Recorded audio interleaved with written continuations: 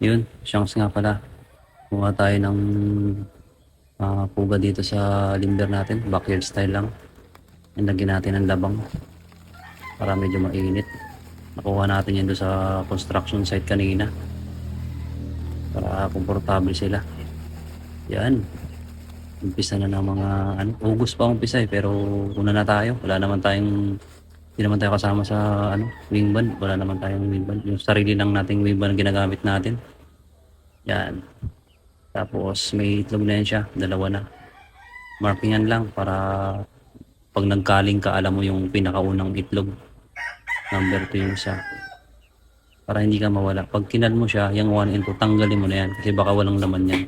Maliit yung chance na magkaroon ng sisiw. Yun, pwede na. Ganito lang mga ka-classmate.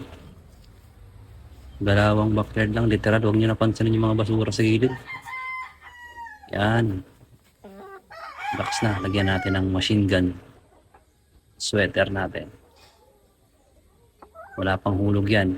Family niyan. Yan, gamit natin yan. Hindi pa natin nasusubukan yan eh. Yung nanay niya lang.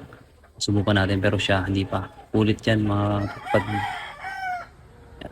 patok na siya. Ayan, pwede na yan. Yun. Ganda na. Sana hindi umulan. Matuyo yung pwesto na yan.